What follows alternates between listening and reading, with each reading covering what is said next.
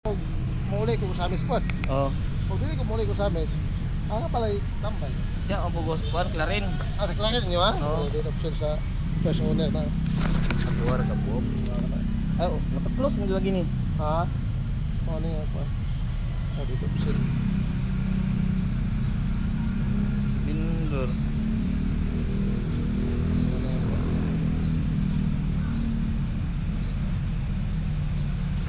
Kani imo ni pirma. Ako na magulang. Mo ba close dai ni di ay. Yan i-open. Asa nga pa rin yun? Kanang open di dupsil ba? Kay close ito. man good.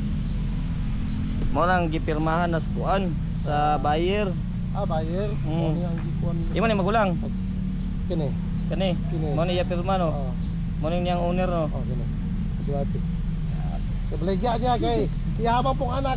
Sige bang pong utang gasolina dahil sa office niyo. Nakapanotaryo di sila ni di ay. Oo. Gasto di sila na bugtang pa nila. Kasigaran ra ba open? Unsa ngayon ako no? Nabuhatan na open. Pirma po lisod kay awaton. Anak wala na problema kay naman kay kuan sa personal na. Bagay. Wala. Ang ID niya. Udah ba kay ID? ID sa first owner ba? Pagka ka wa kung kapag ID ba ano? Oo ba? Kailangan para sa ID? Oo. So, manera. Sa first owner, kato yung tag-iya ni si Kuan. Kani si Felipe. Ay. Wala pa kung kapag ID yan. Pero sa amis sa putagyan. Oo ba? Kung ano ni, kung mangitas lang ID kung sa ako apod, picture na naman ako lisensya para Dili man makuan ID kay gad? ID gid ID. sa tag-iya man. Yahat.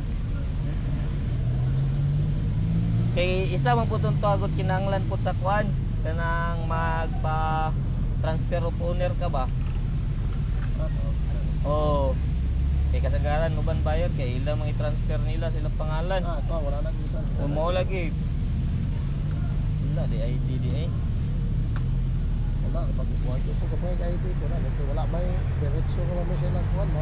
Paano mo? Taga Sinikabal no. Sinikabal, Ano silingan ra dol ra. Doon lang kasi doon.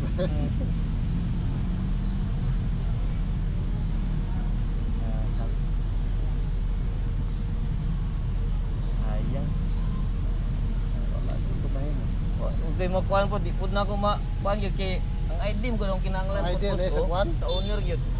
Okay na isa gyud pangitaon pud sa kanang nagpalit. Ang number 1 gyud kaniyang kuan. Okay ra walay kaniyang deduction pwede ra ni mabuhatan basta naa ang ID sa first owner ug kuan kanang pirma niya tulo ka pirma naka photocopy ba.